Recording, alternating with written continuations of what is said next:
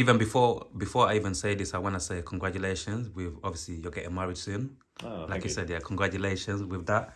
You know, me growing up for many years, I've always said to people, I was one of these people that said, I never want to get married. All of these things, it's not for me. I always used to find an excuse why marriage is never for me. Hmm. But I'm happy to say, mentally, spiritually, even at my age right now, where I am right now, like I definitely want to get married one day. I've changed my mind as well. So obviously, when I hear people like you that are soon to be, to be married, I'm curious and I'm like, oh, how is it for you? Like, how did you get to this process and just the whole marriage thing topic in general? You get what I'm trying to say? Like, how did you just like did you always want to get married? Did you always want to get married, or even for you, like you went through life and you got to a point where you said, you know what? Yeah, I actually want to marry this woman. You get me? Yeah. I mean, I think with my situation, so I've been with my partner Antonia Campbell Evans for the last 8 years, and we've just gone through so much together. From moving into our own place to buying our own place in Barnes, to just so many like trips and travels and experiences shared. And I think like getting married is just kind of it just feels very natural for us in terms of like the progression of life, I guess. I think as well, like there's we have quite a lot of friends who, they're married or starting to have kids and that kind of thing. So I think there is this, and people do it in their own order. Some people have kids first and get married like a decade later. Yeah. Some people get married, then buy the house, then get the kid. Yeah. Everyone does it in their own like order that makes sense to them and what they, I guess, want to prioritize, I guess. But I guess for me, getting married is just like an opportunity for me and for Antonia to express our love for each other in front of the people who are the most important in our lives. And yeah, can't wait for it to happen. Yeah, we'll be getting the wedding registries on the 4th of April. And then we're like having like a family lunch the next day, and then the actual wedding ceremony is on the 2nd of August. And it's going to be a beautiful day. We're doing this place called Harewood Forest in Andover. It's about like a 2 hour drive out of London, and it's in some old woodlands. And it's just going to be sort of like a little sort of whimsical, ethereal, magical day in the woods. Sort of like a little mini festival in some ways. And I can't wait to share it with all of our closest friends and family. So Yeah. yeah. Do you feel like human beings in general, some people, innit? Do you feel like some people complicate relationships and love and how a relationship is meant to be between a man and a woman? Because obviously for years I see so many of these people talk about how people these days are different, like women and men are different.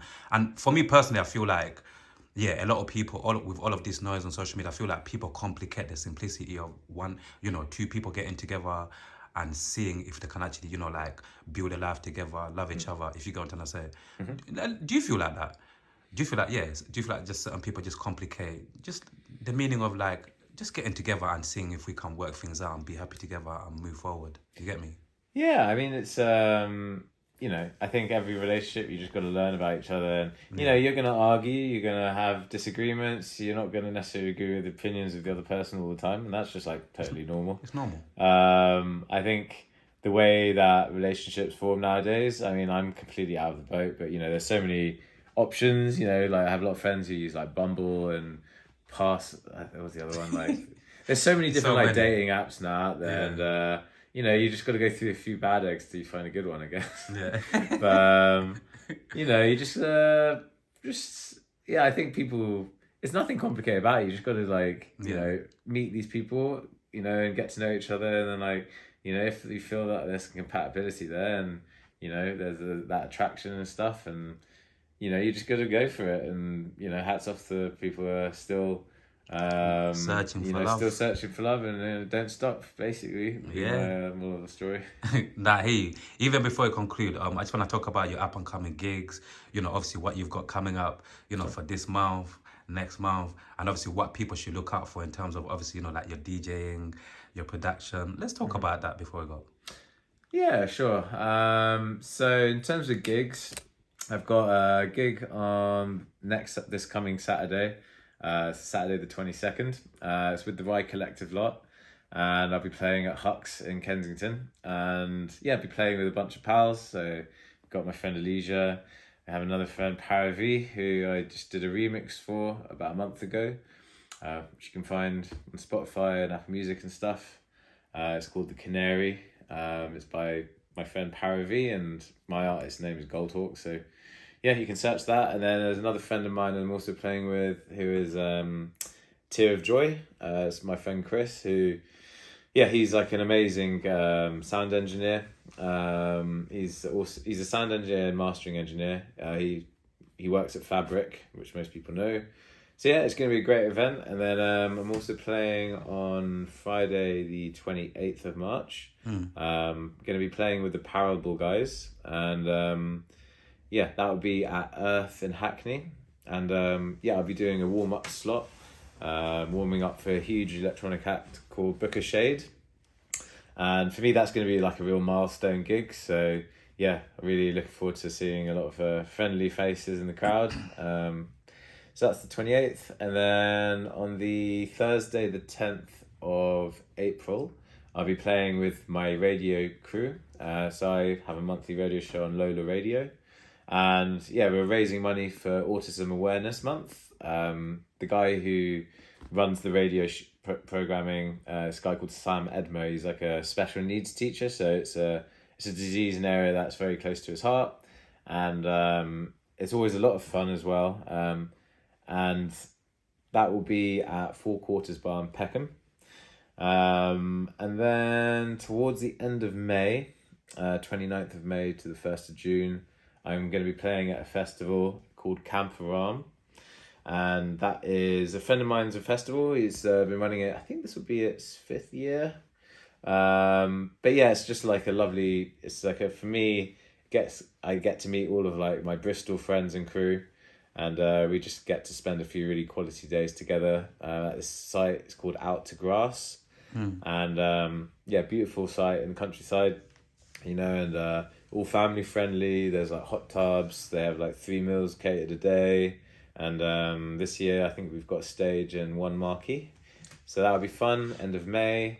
And the final one to talk about is this festival, which is called Soul Revolution Festival.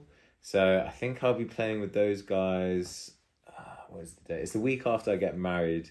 So I think it's the 9th of August, that weekend. And yeah, I'll be playing on, I think that day I'm playing on the Saturday night on this multi-genre stage just before this act called Etherwood, who is like quite big on the drum and bass scene. I think he's done stuff on Hospitality. Or he's like one of the sort of up-and-coming artists on the Hospitality Records imprint and label. So yeah, those are a couple of gigs. And yeah, production-wise, yeah, keep an eye out. It's been a very busy month, so I haven't had much time this month. But there are a few ongoing projects. Yeah. So I'm working with this guy one of my good friends called Will Lockyer. And we both wanted to start like a duo.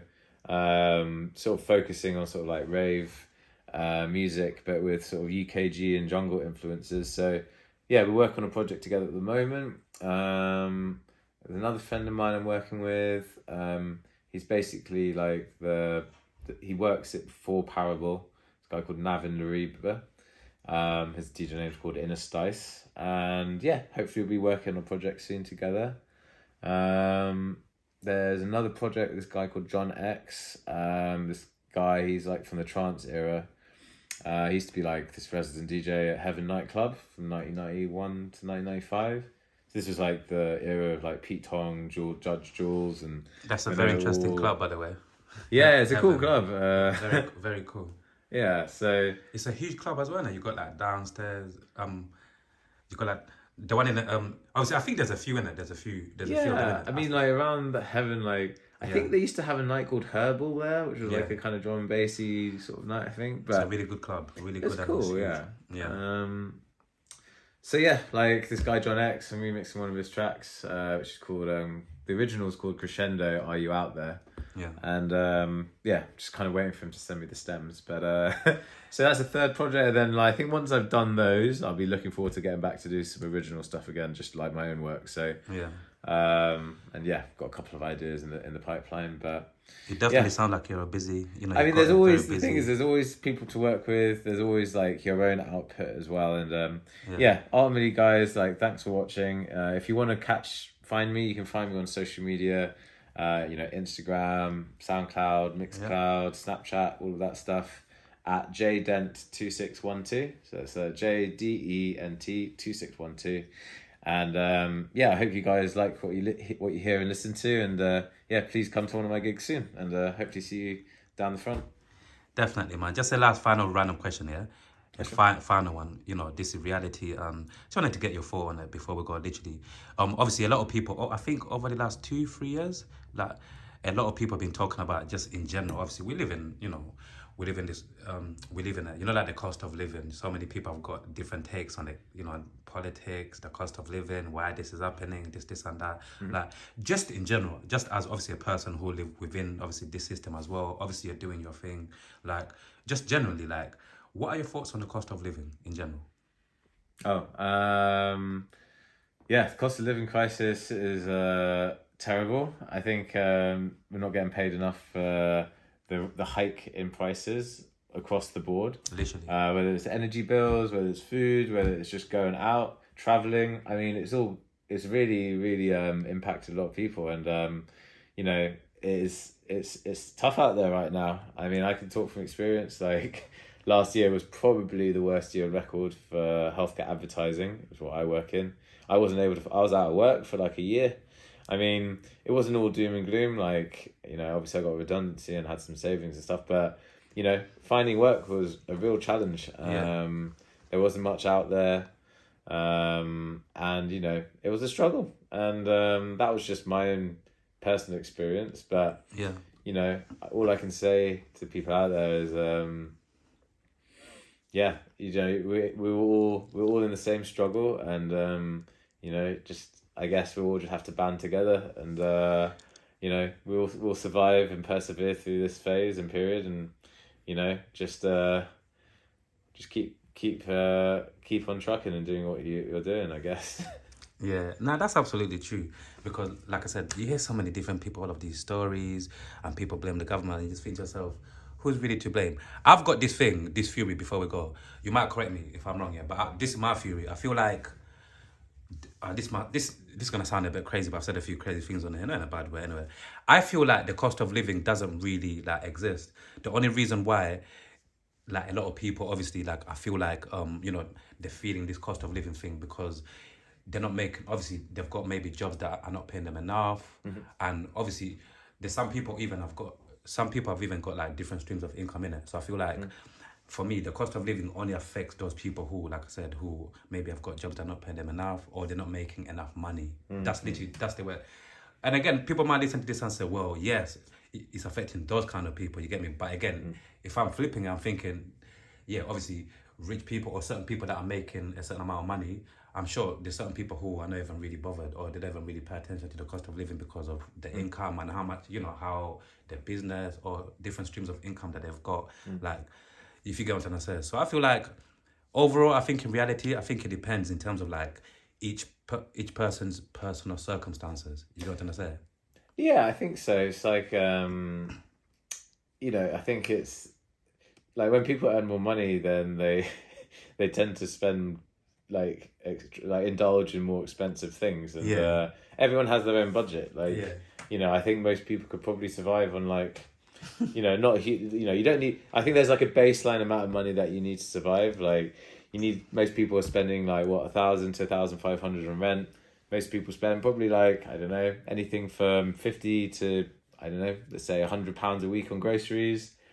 So at a bare minimum you need to be earning like 2K, like to at a pure baseline level, just to like just for the fundamental and essentials. Anything beyond that is like down to you and like the things you're passionate about and what you want to spend your money on. And I think the richer you get, the naturally you have more on, like maybe your like fixed costs are higher because you might live in a slightly nicer flat which has higher rent, or you might live in a house with a slightly bigger mortgage.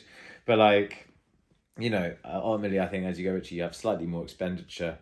And, you know, you just gotta, it's just being in control of your finances and just being quite, again, it's just like being disciplined with yourself, putting money away into saving pots and, you know, putting some money aside as well for a rainy day, you That's know, important. because you never know, like when, you know, like with me last year when I wasn't able to find work for such a quite an extended period of time. And, you Yeah. know, just like planning for worst case scenarios. But I mean, it's, I mean, yeah, that's just my take on it. But yeah, the cost of living crisis sucks. The government isn't doing enough, and they're always going to side with big businesses, you know, ultimately. And Exactly. it's like, Yeah. yeah, it's yeah. I mean, this is why loads of people leaving London now. I have loads of friends who are now working out in Dubai and Yeah. other countries where taxes are lower, and they're just like saving money, and they have a goal. They're going to work out there for 5 years or 10 years or whatever, and then come back and buy a flat. Do you know what I mean? Yeah. They'll have the money for a deposit for a minimum on a 400k first time buyer property. You know, you need 50k saved up, and not everyone is lucky enough to like have, you know, support families that are able to help them out and stuff. So, you know, it's, yeah, it's the same thing. You know, people are studying in this country, and then it's brain drain.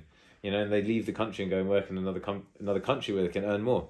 So, you know, it's like, you know, I don't know. It, like the UK and London, like, don't get me wrong, I love London. Like the culture here is amazing.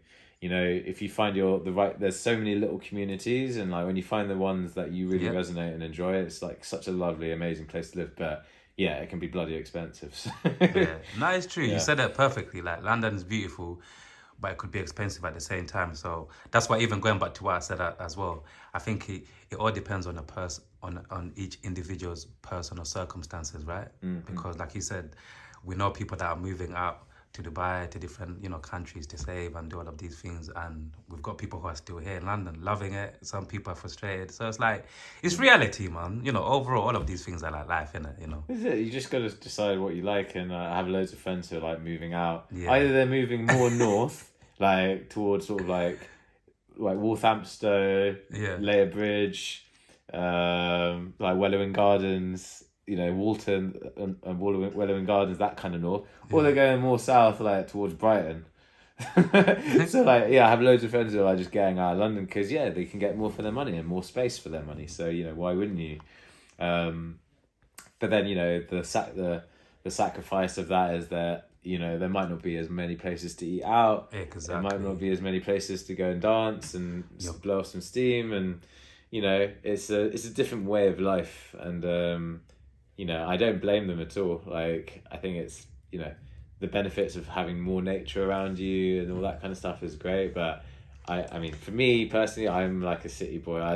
Yeah. I love having like a million things to do every week, and you know, it's just all there for the taking, really. So it's just about spacing them out, being a bit selective, and you know, just having fun and enjoying your life. So Yeah. No, that's why I love absolutely. London. I hear you, Joe. Thank you so much, man. It's been a pleasure. It's been a really good conversation, and obviously, I can't wait for the people to see this. And hopefully, in the near future, we can catch up again Yeah, man. in terms of like, what you've been getting up to, your work, and everything else. And yeah, like, any last words before we go? Any last random words before we go? Oh, we've been cool. Yeah, no, it's a pleasure, man. And Yeah. yeah, definitely have to come down to one of my gigs soon. And A hundred, a hundred yeah, let's percent. go. Let's have some fun. 100%. All right, people, you heard it from Joe, man. Let's have some fun, man. Reality Team TV, Red Chair Conversations. We're back. We're back. We're never going to go anywhere else. Peace and love, people. Peace.